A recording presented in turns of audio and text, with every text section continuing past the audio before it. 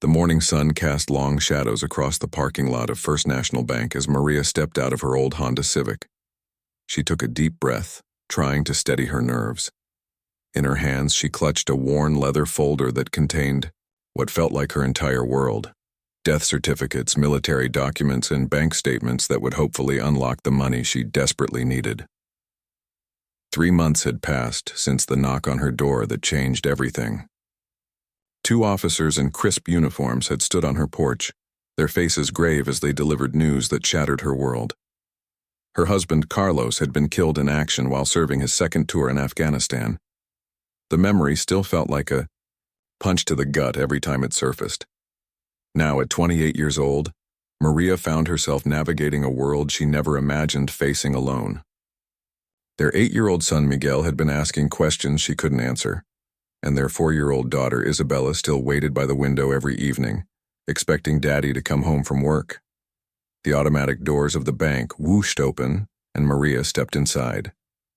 The polished marble floors reflected the fluorescent lights overhead, and the smell of fresh coffee from the lobby's customer service station filled the air. Despite the welcoming atmosphere, her heart pounded against her ribs. She approached the information desk, where a young woman with perfectly styled hair and a bright smile greeted her. "Good morning. How can I help you today?" "I need to access my joint savings account," Maria said, her voice barely above a whisper. "My husband. He passed away recently, and I need to get some money for my son's medical bills." The receptionist's smile faltered slightly. "Oh, I'm so sorry for your loss. You'll need to speak with one of our customer service representatives. Please have a seat, and someone will be with you shortly." Maria found an empty chair in the waiting area. Around her, other customers tapped on their phones or flipped through magazines. The normalcy of it all felt strange when her own world had been turned upside down. She opened her folder and reviewed the documents for the 100th time, making sure everything was in order. "Mrs. Rodriguez?" A young man in a navy blue suit called her name. He couldn't have been older than 25, with a fresh haircut and an eager expression that suggested he was relatively new to the job. "Yes, that's me." Maria stood up, gathering her papers.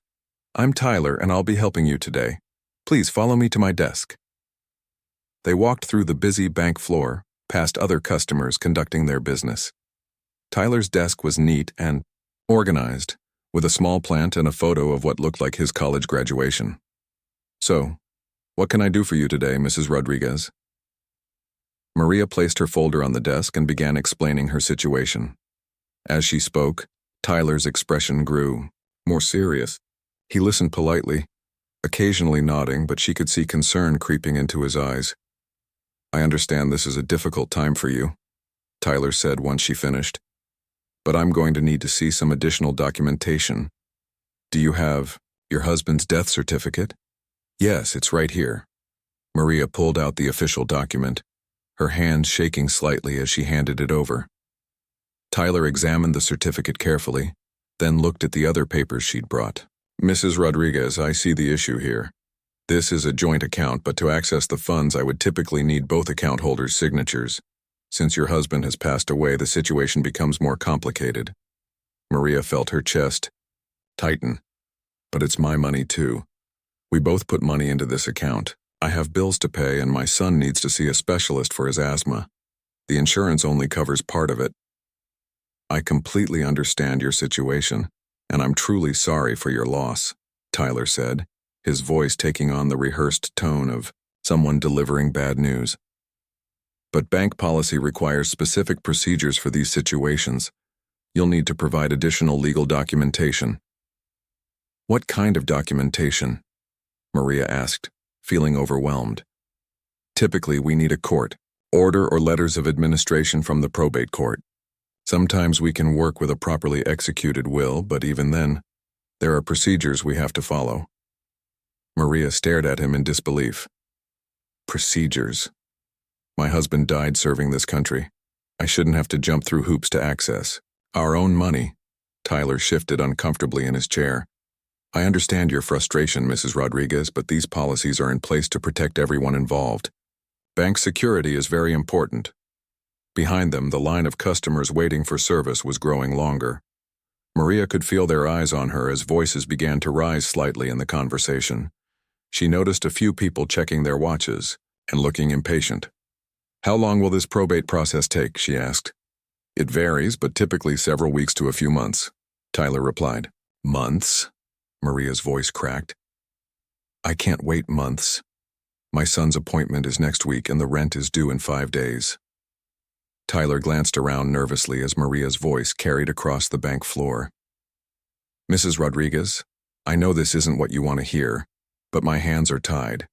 These are corporate policies and I don't have the authority to override them." Just then, a middle-aged woman in a business suit approached them. Her badge identified her as Janet Morrison, branch manager. "Is everything all right here?" Janet asked, her tone professional but slightly stern. Tyler quickly explained the situation while Maria sat in stunned silence.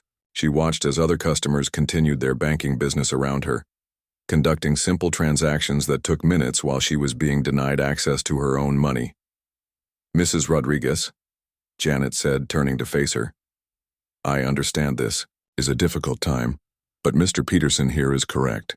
We have strict policies regarding joint accounts when one of the account holders is deceased. These policies exist to prevent fraud and protect the bank's interests." "Protect the bank's interests?" Maria repeated, her voice growing stronger. "What about protecting the interests of military families? What about protecting the interests of a widow who just wants to pay her son's medical bills?" Janet's expression remained unchanged. "I sympathize with your situation, but policy is policy. We've had cases where people have tried to fraudulently access accounts by claiming someone was deceased. We have to verify everything properly." Maria looked down at the documents spread across Tyler's desk. The death certificate with its official seals, the military funeral flag certificate, the Purple Heart citation. How could anyone think she was committing fraud when she had all this proof of her husband's service and sacrifice? The conversation was beginning to draw attention from other customers. A few people in the waiting area had turned in their chairs to see what was happening. Maria felt heat rising in her cheeks, embarrassed that her personal tragedy was becoming a public spectacle. She thought about Miguel at home with her mother, asking when they could go to the doctor to help him breathe better. She thought about the stack of bills on her kitchen table and the dwindling balance in their checking account.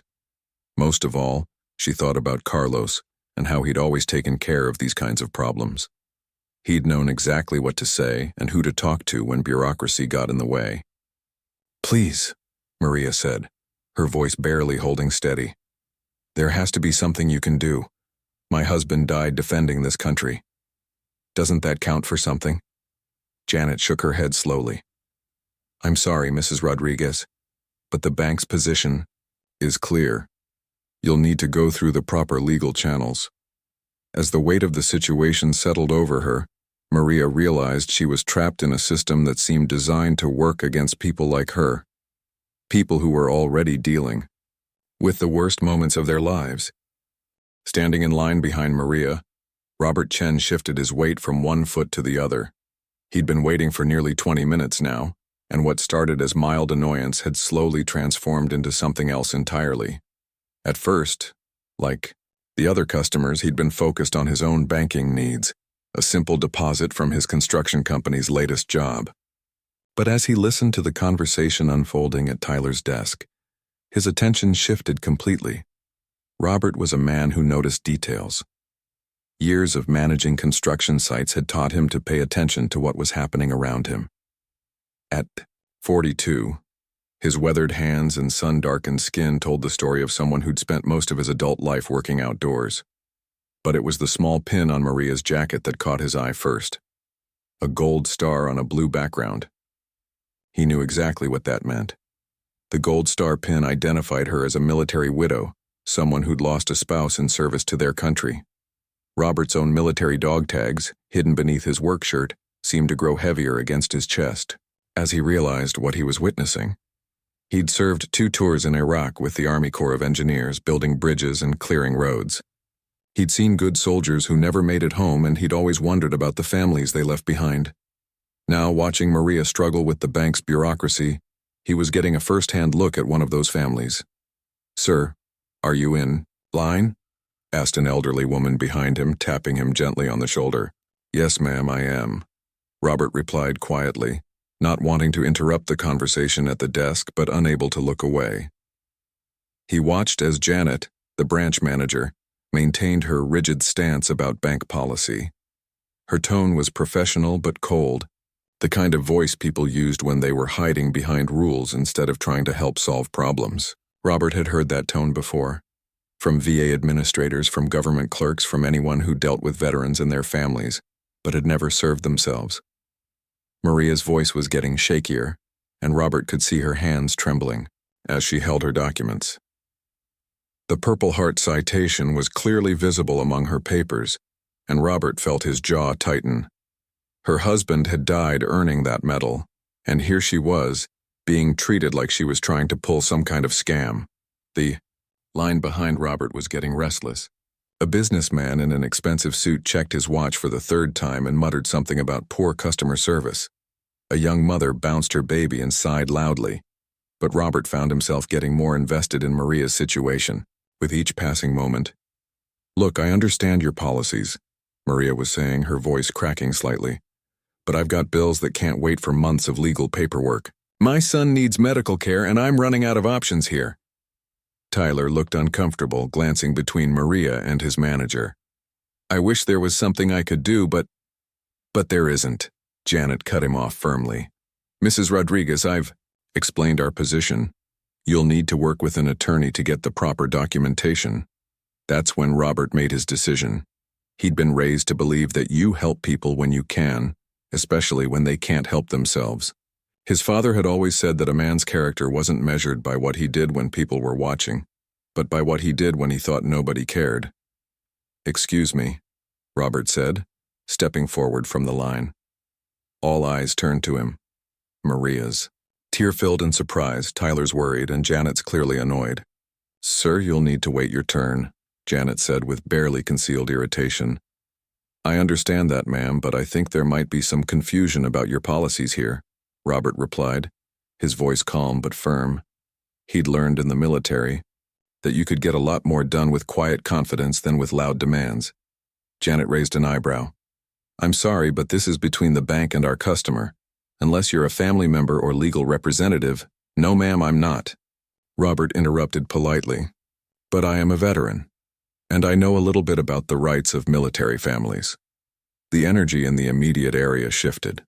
Other customers began paying closer attention, and Tyler looked between Robert and his boss uncertainly.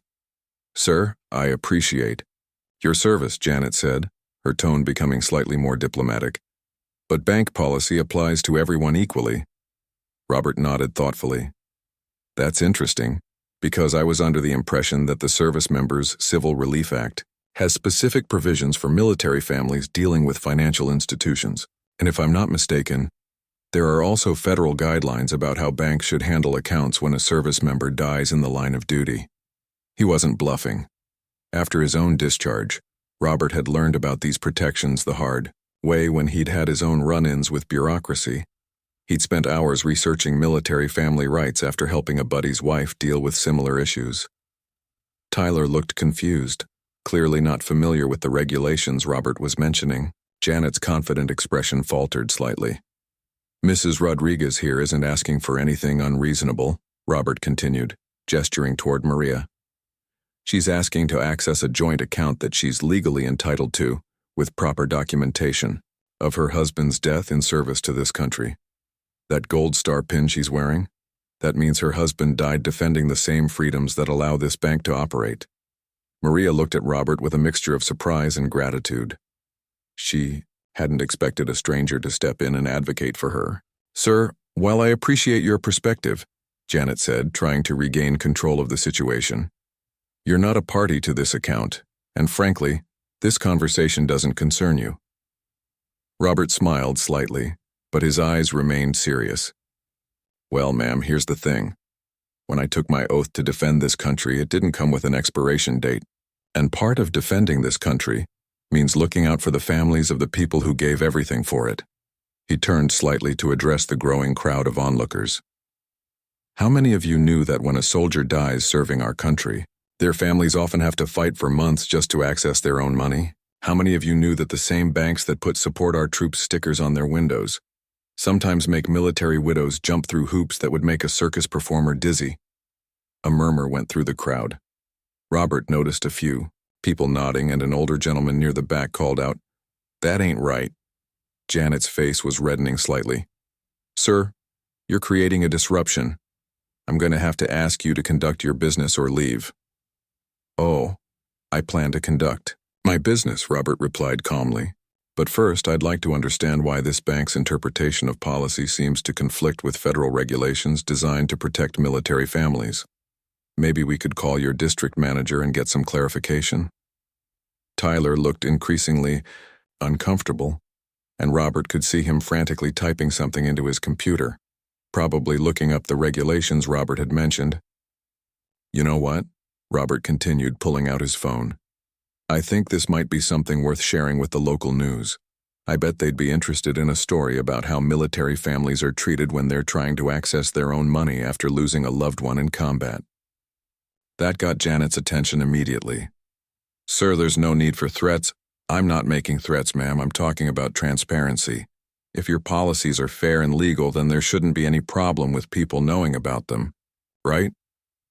Maria watched this exchange with growing amazement. This stranger, this man she'd never met before, was fighting harder for her rights than anyone had since Carlos died. She felt a flicker of hope for the first time in hours. The tension in the bank was thick enough to cut with a knife. Robert's mention of calling the local news had struck a nerve, and Janet's professional composure was starting to crack. She glanced around nervously, acutely aware that nearly everyone in the lobby was now watching their conversation unfold. "Sir, I need you to lower your voice and return to the line," Janet said, her tone sharper than before. "You're disturbing other customers." Robert looked around at the faces surrounding them. Far from being disturbed, the other customers seemed completely absorbed in what was happening. The elderly gentleman who had spoken up earlier stepped closer, his weathered face showing clear support for Robert's stance. "Actually, ma'am," said the older man, adjusting his veteran's cap, "I think what's disturbing is how you're treating this young lady. Name's Frank Morrison, and I served in Vietnam. Lost plenty of good friends over there, and I can't imagine their wives being put through this kind of runaround." Janet's eyes widened slightly at the surname. "Morrison? Are you related to—" "Janet Morrison is my daughter-in-law," Frank said firmly, "and right now I'm not too proud of that fact." The color drained from Janet's face. Robert could see her internal struggle as she realized the situation was spiraling beyond her control, but instead of backing down, she seemed to double down on her position. "This is a private banking matter," Janet said, her voice rising. "All of you need to mind your own business and let us handle this according to proper procedures." Robert shook his head slowly. "Ma'am, with all due respect, when a Gold Star family is being denied access to their own money, that becomes everyone's business. This isn't just about bank policy anymore. It's about how we treat the families of people who died protecting us." Turned to Maria, who had been watching the exchange with a mixture of amazement and growing hope. "Mrs. Rodriguez, do you mind if I ask when your husband was killed in action?" 3 months ago, Maria replied, her voice barely above a whisper. "He was on his second deployment to Afghanistan. His convoy hit an IED while they were escorting supplies to a remote outpost." A hush fell over the crowd. Even the busy sounds of the bank seemed to quiet as people absorbed what she'd said. Robert felt the familiar knot in his stomach that came whenever he heard about another fallen soldier. "And you've been trying to access your joint account to pay for your son's medical bills?" Robert continued. Maria nodded. "Miguel has severe asthma, and the specialist appointment costs more than what we have in checking. The savings account has enough, but—" She gestured helplessly at Tyler and Janet. Tyler, who had been quietly researching on his computer during the confrontation, suddenly looked up with surprise. "Mrs. Rodriguez, I think I found something.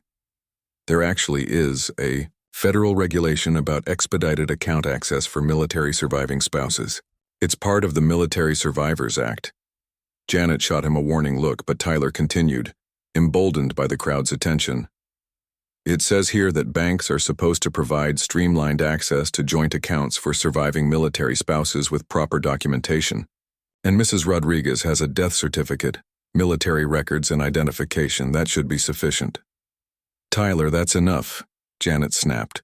You're overstepping your authority. But Tyler was gaining confidence, perhaps inspired by Robert's example of standing up for what was right. Actually, Janet, I think we might have been interpreting the policy too strictly. The federal guidelines seem pretty clear about this. Robert pulled out his phone and began typing. You know what? I'm going to do something I probably should have done 10 minutes ago. I'm going to call my friend Dave Peterson at Channel 7 News. He's always looking for stories about how veterans and their families are treated. Wait, Janet said quickly, panic creeping into her voice. There's no need for that. Let me make a call to our district office and see if we can find a solution. No, ma'am, Robert replied calmly. I think we're past the point of internal phone calls. Mrs. Rodriguez has been dealing with this for 3 months. Her husband died serving his country, and she shouldn't have to beg for access to her own money. He started dialing, but Janet reached out to stop him. Please, just give me a minute to review the situation. I'll give you exactly 60 seconds, Robert said, not putting his phone away. But I'm not going to watch this Gold Star family get pushed around anymore. The crowd murmured in agreement, and Robert could see several people taking out their own phones.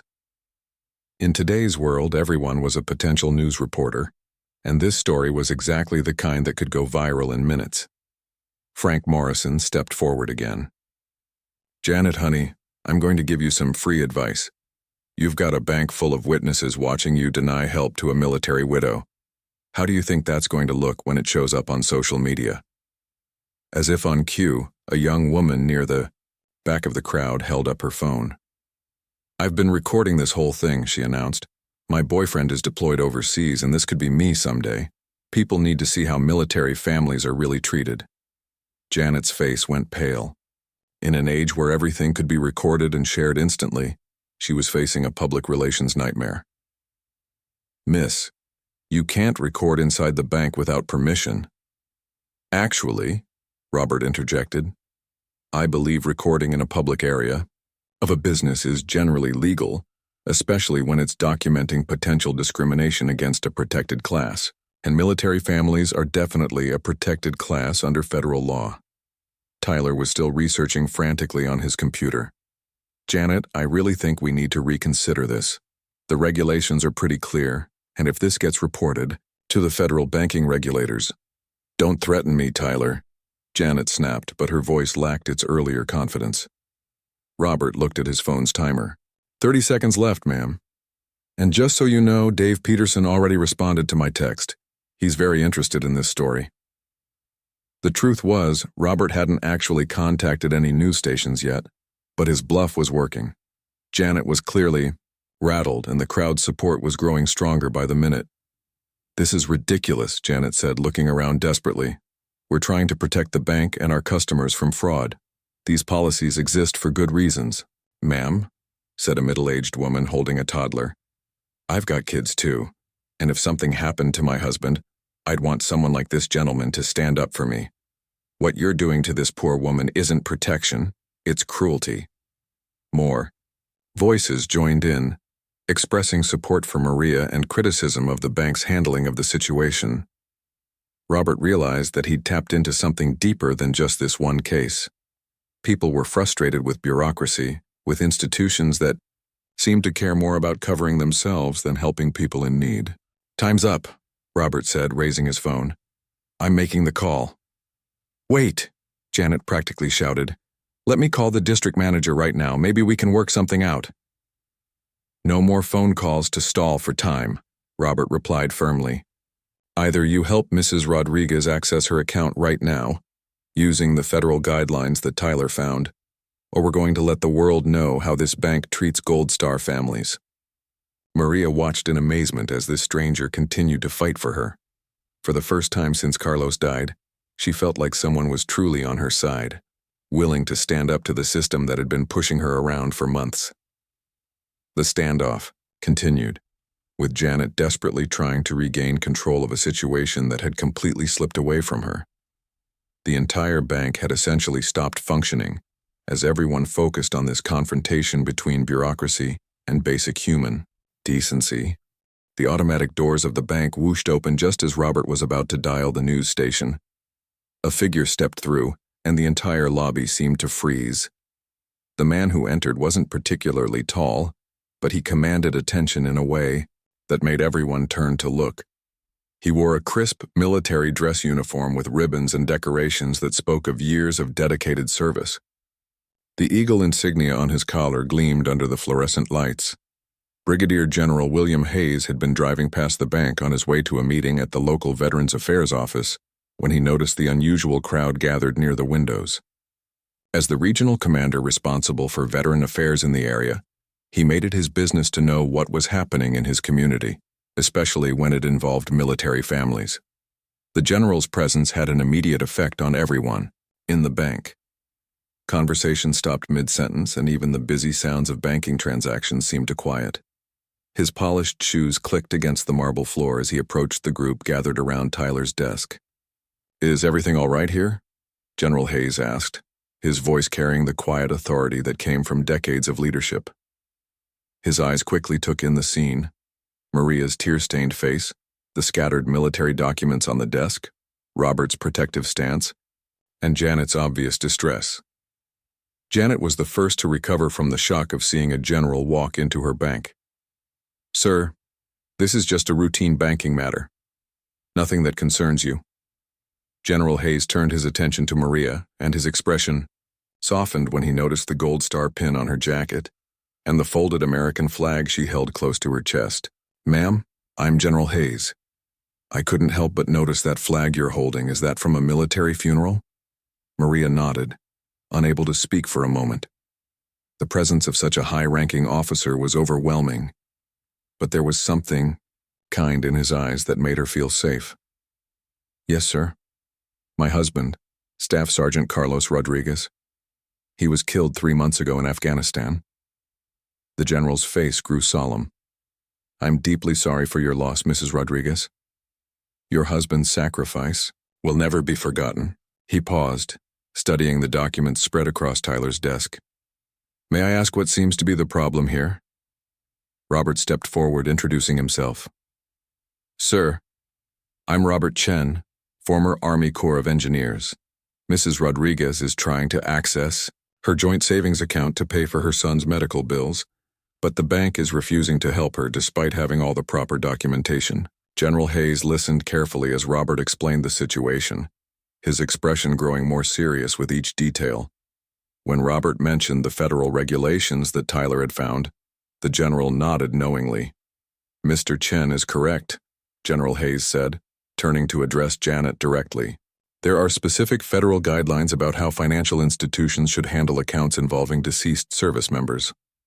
These guidelines exist precisely to prevent situations like this." Janet straightened, trying to regain her composure, in front of the general. "Sir, with all due respect, we have bank policies that we must follow. We can't just ignore security procedures." "Security procedures?" General Hayes repeated, his tone remaining calm but carrying an edge that made everyone pay attention. "Ma'am, what exactly do you think Mrs. Rodriguez is trying to do here? She has a death certificate, military records, proper identification, and witness testimony. She's not asking for charity. She's asking for access to her own money." The general picked up Carlos's Purple Heart citation from Tyler's desk, handling it with the reverence it deserved. "This document represents the ultimate sacrifice, ma'am. Staff Sergeant Rodriguez died defending the very freedoms that allow this bank to operate. The least we can do is ensure his family doesn't have to fight a war at home just to access their savings." Tyler, emboldened by the general's presence, spoke up again. "Sir, I found the federal regulations, and it looks like we should be able to process this request immediately. Mrs. Rodriguez has everything we need."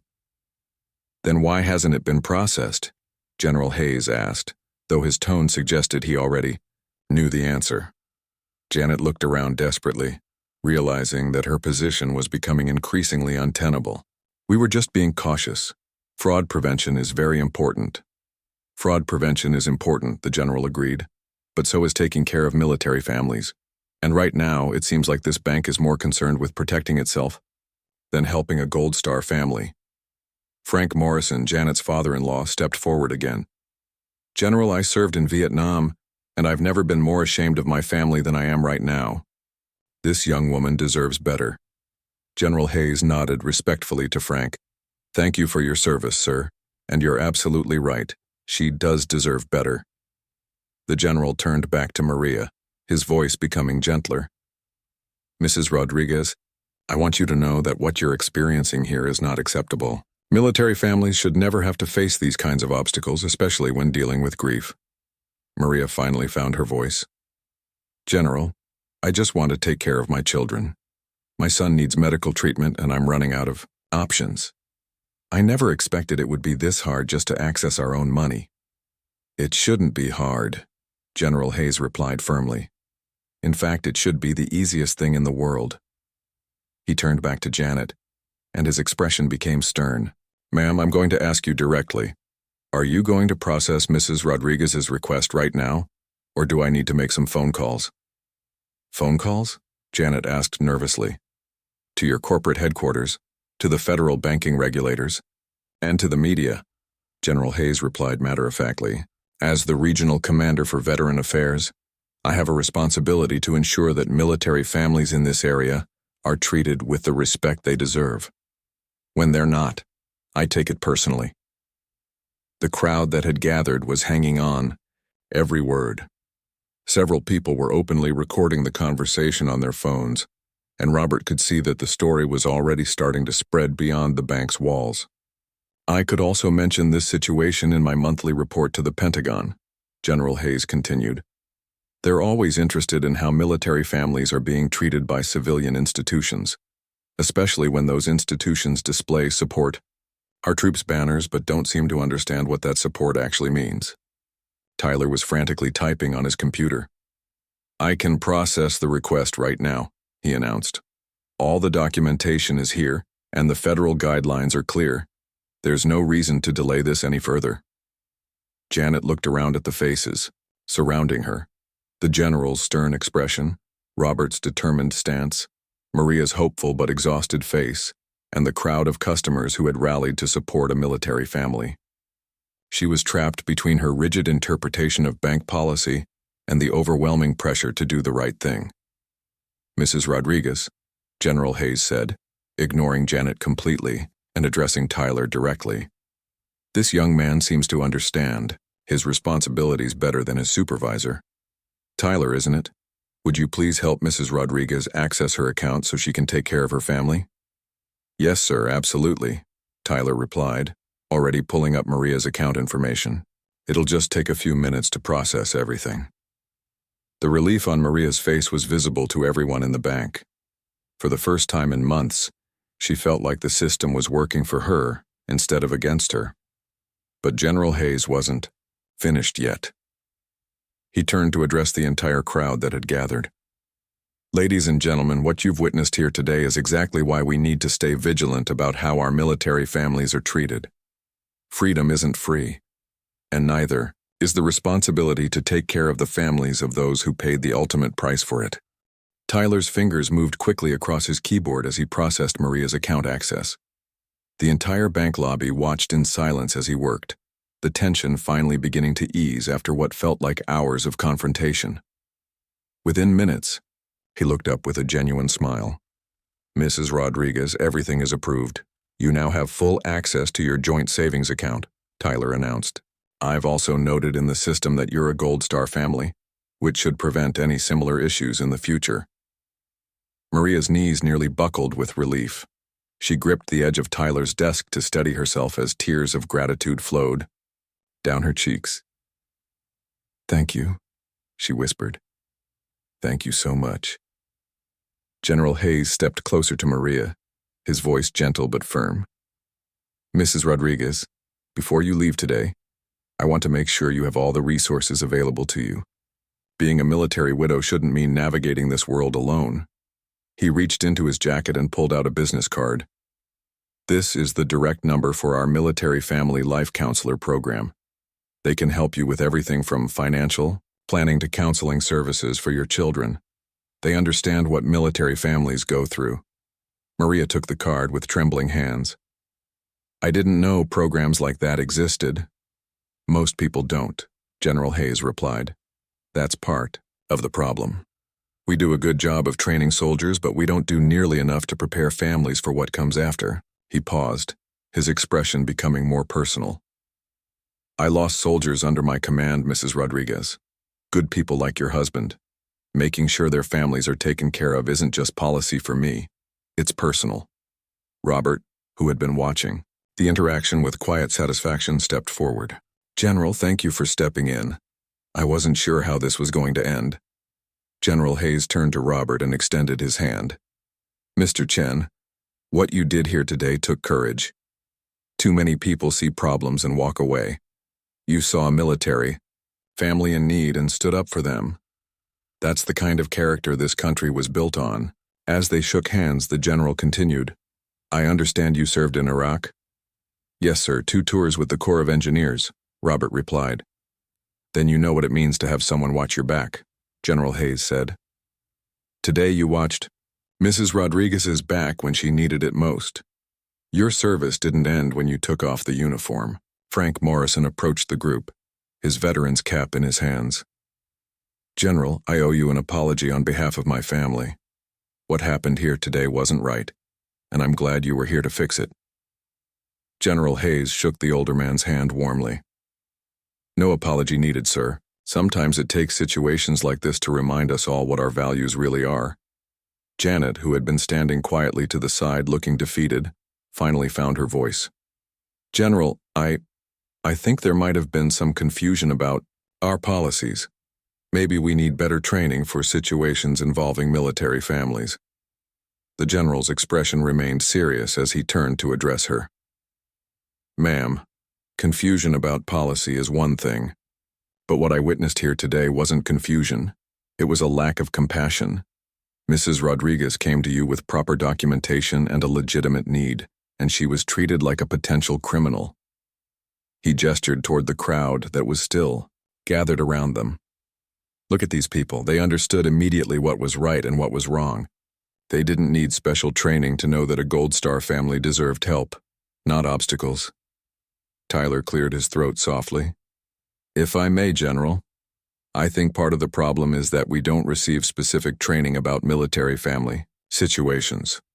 I had to research the federal regulations myself while this was happening. Maybe we could work together to create better procedures. General Hayes nodded approvingly at the young man. That's exactly the kind of thinking we need, son. Prevention is always better than reaction. He turned back to Janet. I'll be following up with your corporate headquarters about implementing proper training for all staff members.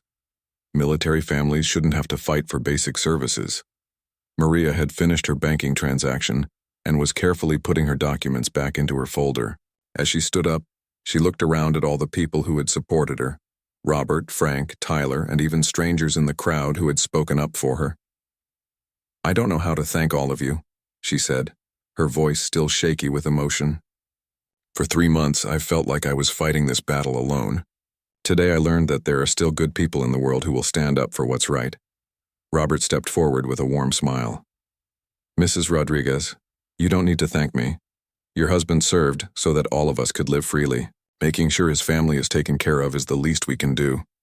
General Hayes added, and remember, you're not alone anymore. That card I gave you connects you to a whole network of support. Use it whenever you need help. The crowd began to disperse as people returned to their banking business, but the atmosphere in the bank had completely changed. There was a sense of community that hadn't been there before, a feeling that people had witnessed something important. Tyler approached Robert before he left. Sir, I want to thank you for speaking up. I knew something wasn't right, but I didn't have the confidence to challenge the policies on my own. Watching you stand up for Mrs. Rodriguez taught me something important about doing what's right even when it's difficult. Robert patted the young man on the shoulder. Tyler, you did great today. You could have stayed quiet and let someone else deal with it, but you chose to research those regulations and speak up. That took courage. As Maria prepared to leave, General Hayes walked with her toward the door. Mrs. Rodriguez, I want you to promise me something.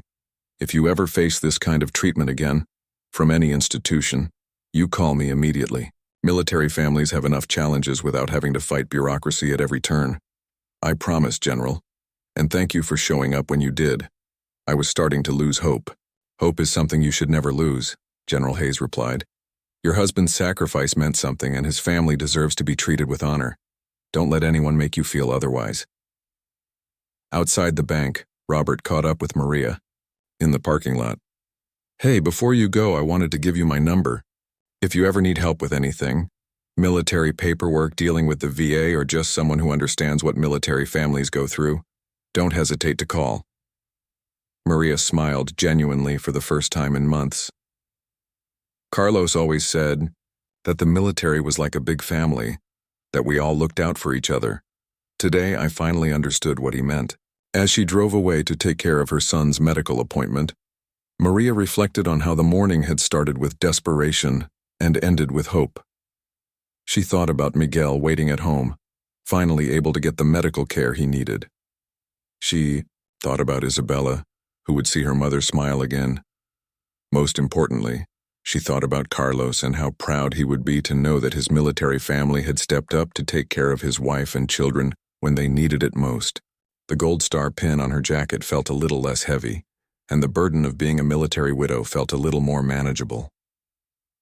Back at the bank, changes were already beginning. Tyler had printed out the federal regulations regarding military families and was creating a reference guide for all employees. Janet was on the phone with corporate headquarters, explaining the day's events and requesting immediate policy updates. The story would spread far beyond that bank, shared on social media and local news, becoming a reminder that ordinary people can make extraordinary differences when they choose to stand up for what's right.